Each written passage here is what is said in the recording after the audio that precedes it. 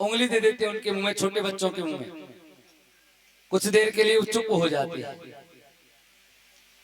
इसलिए इनका नाम मानधाता पड़ा। बोले मानधाता महाराज की। जन्मेजय कहने लगे महाराज मुझे सूर्यवंश के अन्य राजाओं के बारे में बताइए और कृपया करके मुझे महाराज हरिश्चंद्र के बारे में हमने सुना है सूर्यवंश में इनका प्राकट्य हुआ था। ये बड़े ही सत्यवादी राजा हुए।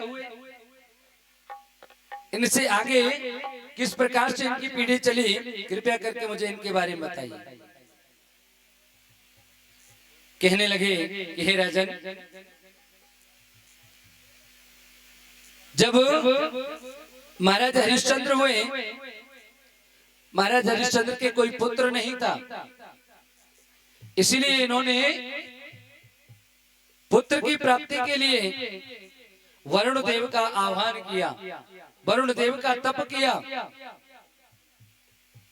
और वरुण देव ने प्रसन्न होकर के इनको वरदान दिया कि आपके बालक तो होगा, लेकिन आप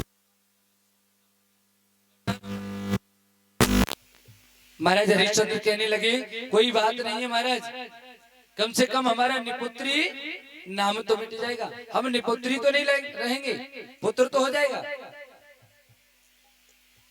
ठीक है, इनके पुत्र हुआ।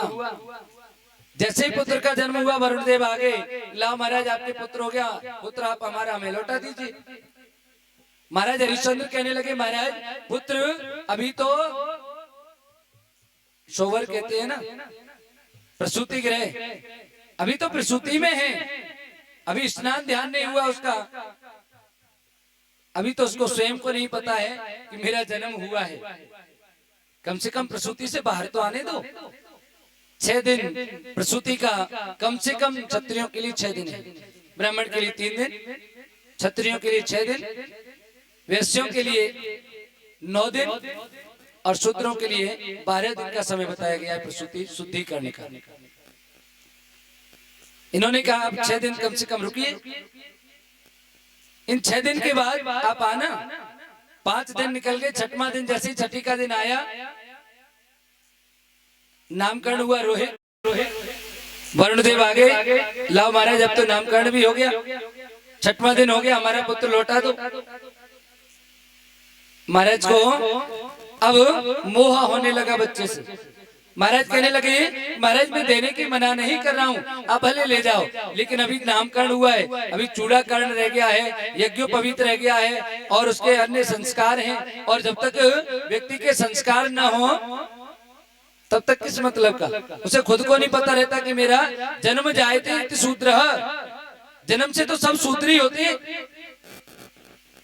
जन्म किसी भी व्यक्ति का हुआ हो, उनको माँ के गर्भ में जब रहते हैं तो माँ के गर्भ में तो सबको उसी गंदगी में रहना पड़ता है कि नहीं। जन्म सबका एक ही प्रकार से होता है, तो जन्म से तो सब शूद्र ही हैं, जन्म जायते शूद्र, जन्म से सब शूद्र हैं। लेकिन जब व्यक्ति का संस्कार होता है, जिस व्यक्ति का जिस विधि से संस्कार होता है उसमें उसी प्रकार के संस्कार होने पड़ने लग जाती है। क्षत्रिय के तरीके से संस्कार होंगे तो वो क्षत्रिय बन जाएगा, वैश्य के तरीके से संस्कार होंगे तो वैश्य बन जाएगा, शूद्र के तरीके से संस्कार होंगे तो शूद्र, और ब्राह्मण के तरीके से संस्कार होने से द्विज होता है। इसलिए संस्कार से व्यक्ति उंगली दे दे, ब्राह्मण शूद्र वैश्य बनते थे उस समय, आजकल तो जातिगत व्यवस्था है। महाराज इसलिए अभी आप ठहरिए, संस्कार होने दो। अब जैसे जैसे संस्कार हुए, ये वरुण देव थोड़ी डुबुगली मार गए, उंगली 2, 4, 5 साल हो गए, बच्चे को विद्याध्ययन के लिए भेजा गया। अब कोई भी बालक को सबको अपने जन्म के बारे में पता चल जाता है। 5 साल का बच्चा होता है, अगर उससे कोई कह दे कि तेरे मरने का दिन निश्चित है, फला दिन मरेगा, बचेगा कैसे, यहाँ से भाग जा, तो माता पिता को भी छोड़कर बच्चा भाग जाएगा। मृत्यु का भय ऐसा होता है। यही हुआ। रोहित को जब पता लगा, गुरुजी ने कहा कि रोहित, जिस दिन आप विद्या अध्ययन करके बिजली हो जाओगे, फुर्सत में हो जाओगे, उस दिन तुम्हारे पिताजी तुम्हारी बलि दे देंगे और वरुण देव को समर्पित कर देंगे। रोहित सोचने लगे, मरने से तो अच्छा है भाग चलो। हिमालय की कंदराओं में निकल लिए। जब ये हिमालय पर पहुंचे, कुछ समय वहां रहे, इधर वरुण देव को पता चला कि रोहित निकल लिए घर से, और वरुण देव पहुंच गए महाराज के पास। महाराज, हमारा पुत्र हमें दो। अब महाराज दुविधा में पड़ गए, आपका पुत्र कहाँ से दें? आपका पुत्र हमारे पास ही नहीं, हमें पता ही नहीं कहाँ चला गया। इधर महाराज को श्राप दे दिया वरुण देव ने कि आपको जलोदर नाम का रोग हो जाए। महाराज के जलोदर नाम का रोग हो गया, इस रोग से पीड़ित। और जब सभी संत महात्माओं को पता लगा कि महाराज को जलोदर है, सब उनका इलाज करने के लिए, शायद हमारे आशीर्वाद से महाराज ठीक हो जाएं, शायद हमारी कोई औषधि लग जाए, सब महाराज के लिए हिमालय पर्वत पर से भिन्न भिन्न प्रकार की औषधियां लेकर के आते हैं, लेकिन महाराज को कोई फर्क नहीं पड़ता। लौट के पहुंचते हैं, उधर रोहित मिलता है, ऋषियों को पूछते हैं कहाँ से आ रहे हैं भगवान? बोले हम अयोध्या से आ रहे हैं। अरे अयोध्या तो हमारा राज्य है, हमारे पिताजी है वहाँ, हरिश्चंद्र जी। तो तुम यहाँ क्या कर रहे हो? महाराज, जैसे से मरने के भय से हम यहाँ आ गए हैं। कहने लगे, आप जैसे बच्चे के लिए, आप जैसे पुत्र के लिए धिक्कार है, जो अपने प्राण बचाने के लिए अपने माँ बाप के प्राणों को संकट में डाल के भाग जाए, ऐसे बच्चे के लिए तो धिक्कार है। रोहित तो कहने लगे, तो क्या करना चाहिए महाराज? अपने गुरु के पास जाओ, गुरु से पूछिए। रोहित आज गुरु वशिष्ठ के पास में आए, पूछा गुरु वशिष्ठ से, गुरुजी कुछ हो सकता है, क्या किया जा सकता है? गुरुजी कहने लगे, देखो 3 तरह के पुत्र होते हैं। पहला पुत्र जिसको माँ बाप ने जन्म दिया, एक पुत्र हो गया। दूसरा पुत्र होता है किसी का पुत्र गोद ले लिया जाए, इसको दत्तक पुत्र कहते हैं। और तीसरा पुत्र होता है कृत पुत्र, जिसको खरीद लिया जाए। आप कोई ऐसा बालक देख लें, किसी भी जो अपना बालक आपको दे सकता है, उसके बदले में धन ले ले, तो आप उसको खरीद लो, और खरीदने के बाद उस कृत पुत्र की बलि दे देंगे, तो आपके पिताजी का रोग ठीक हो जाएगा। इधर में रोहित ने चारों तरफ मुनादी फिरवा दी अपने राज्य में। अगर कोई अपने बालक का बलिदान करने के लिए, अर्थात अपने बालक को बेचने के लिए तत्पर हो, हमसे आकर के बात करे, धन कितना भी लेने कोई दिक्कत नहीं है। चारों वर्णों में पुत्र सबके पास होते हैं, लेकिन बलिदान कौन दे? और वो भी पुत्र का बलिदान। कोई जानबूझकर अपने पुत्र को मृत्यु के मुंह में कोई नहीं ढकेल सकता है। हमने अभी भी ऐसे बहुत सारे लोग देखे हैं। कई लोग कहते हैं कि मिलिट्री की नौकरी भी बच्चों से क्या कराना, वो तो जानबूझकर मृत्यु के घर में भेजना है बच्चों। कुछ इसलिए भेज देते हैं कि चलो कम से कम नौकरी तो लगेगी। कुछ हरदम तो नहीं ऐसी लड़ाइयाँ होती रहती हैं, हर व्यक्ति मर जाए युद्ध में जाकर के एक जरूरी तो नहीं है, लेकिन जानबूझकर पता है कि आज यहाँ से जाएगा बच्चा, कल जाकर वहाँ बलि लगेगी, मरना ही है। कोई बलि देने के लिए बच्चे को दे सकता है, चाहे उसके 10 क्यों नहीं, 10 बच्चे भी होंगे, कोई भी माँ बाप ऐसा होगा जो अपने बच्चे को दे सके, कोई नहीं दे सकता। लेकिन उस समय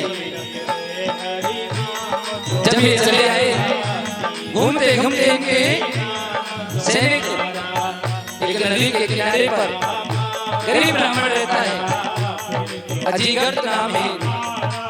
इन अजीगर्त ब्राह्मण के 3 बालक हैं। जब इन्होंने सोचा कि हमारे देश पर आज संकट छाया हुआ है, क्योंकि अगर रोहित किसी कारण से उनकी बलि देनी पड़ती है, रोहित मर गई तो इस राज्य को कौन संभालेगा? राजा का लड़का ही राजा होता है, और जब ये राजा ही रहेगा तो इसका राजा कौन बनेगा? हमारे देश पर आज संकट है, इसलिए इसमें बलिदान देने के लिए हम तैयार हैं। इनके 3 बालक, इनमें से बीच वाला बालक इसका नाम है सुनसेन। उन्होंने सोचा बड़े बालक को माता पिता को मुखाग्नि देने के लिए इनकी आवश्यकता पड़ती है। बड़ा बालक हमें मुखाग्नि देने के लिए आवश्यक है और छोटा बालक मां को बहुत प्यारा होता है। इसलिए बीच वाले ने सोच लिया कि हम तो किसी काम के हैं ही नहीं, न मुखाग्नि देने के लायक हैं और न किसी और दूसरे काम के, इसलिए हमें चलना है।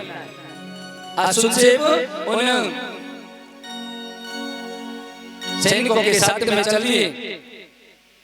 जब ले जाकर के इनको पहुंचाया गया गुरु वशिष्ठ के सामने, गुरु वशिष्ठ ने कहा कि इनको बलि के लिए, और देखो बलि किसी जब जानवर की दी जाती है ना तो उसके गले में रस्सी बांधी जाती है, पास बांधा जाता है।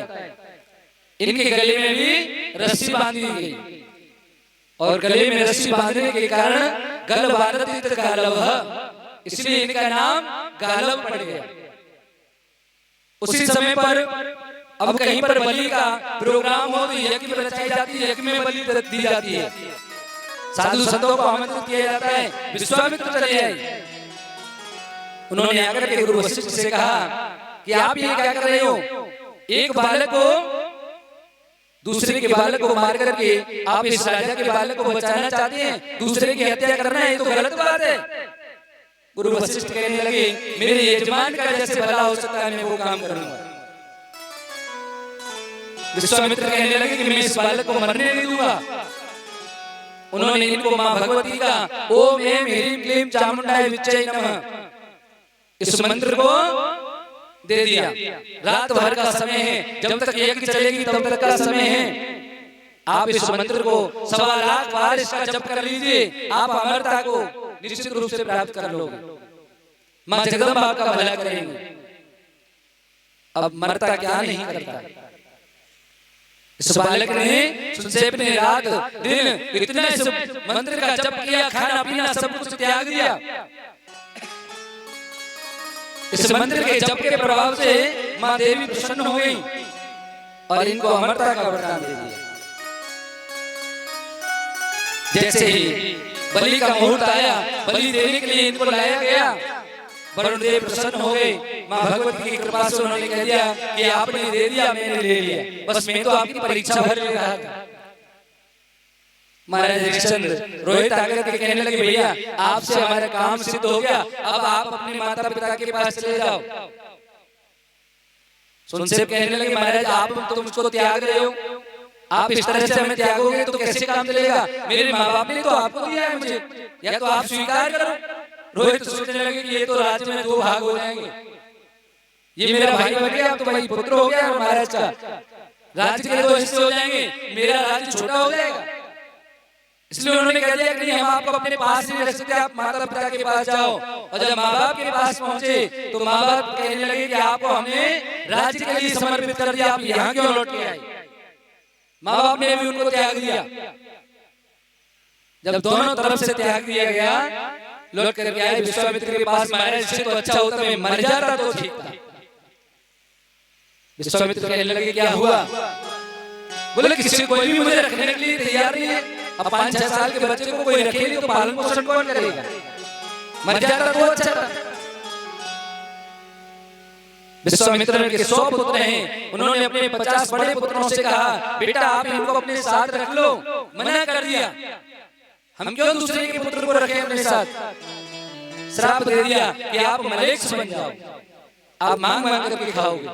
छोटे 50 को लगा कभी हम ही मना करेंगे तो हमें भी पिताजी श्राप दे देंगे, इसलिए उन्होंने उनको रखना स्वीकार कर लिया। विश्वामित्र का जो क्षेत्र था, इस संपूर्ण क्षेत्र में जितनी जमीन थी उनको दे दी कि आप इसमें जमीन में अन्न उगाइए और इसे खाइए। इससे आगे चलकर के गालव वंश की नींव डली और इसकी परंपरा में अन्य व्यवस्थाएं चलती गई। महाराज जन्मेजय कहने लगे कि महाराज आप कृपया करके मुझे जो दुर्गम दैत्य हुआ, उस दुर्गम दैत्य को मारने के लिए मां शताक्षी का प्राकट हुआ, 100 नेत्रों वाली मैया का प्राकट हुआ। आप कृपया करके उस कल्याणी भगवती के मुझे आप चर्चा बता दीजिए। मेरी पुत्री के लायक उन मैया ने क्यों 100 आंखों वाली मैया का प्राकट्य क्यों हुआ, उन्होंने 100 आंखें क्यों धारण की। व्यास जी महाराज कहने लगे, हे राजन, मैं शताक्षी की मंगल कारण उत्पत्ति का वर्णन आपसे करके